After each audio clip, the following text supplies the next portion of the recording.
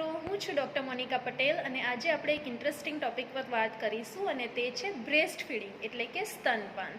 તો આજે પણ આપણા સમાજમાં કેટલાક ભ્રમ અથવા તો મીથ હોય છે સ્તનપાન રિલેટેડ, તો એના જ વિશે આજે આપણે ચર્ચા કરીશું.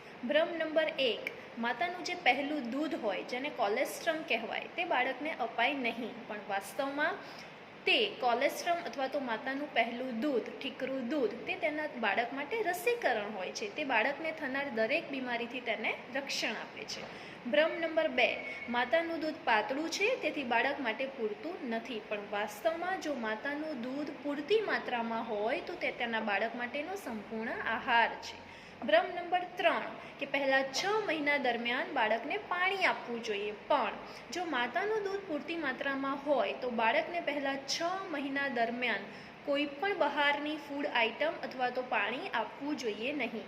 અને ભ્રમ નંબર 4, જે સૌથી વધારે પ્રમાણમાં આપણને સાંભળવા મળે છે તે છે માતાને વધારે પડતું ઠંડુ, ગરમ, તીખું, તળેલું અથવા તો આથાવાળી વસ્તુ, વધારે પડતું પ્રોટીન, વધારે પડતા carbohydrate, certain fruit, certain vegetables ખાવા ન જોઈએ, કારણ કે તેની માઠી અસર તેના બાળક પર પડે છે. પણ વાસ્તવમાં માતાના ખોરાકની કોઈ ડાયરેક્ટ અસર તેના બાળક પર હોતી નથી, પરંતુ હા, માતાએ સંપૂર્ણ પૌષ્ટિક આહાર ખાવો જોઈએ, ન્યુટ્રિશિયસ ફૂડ લેવું જોઈએ કે જેથી કરીને બાળકની વૃદ્ધિ અને વિકાસ સારી રીતે થાય. તો દરેક માતાનું દૂધ તેના બાળક માટે રસીકરણ, રક્ષણ અને તેનો સંપૂર્ણ આહાર હોય છે.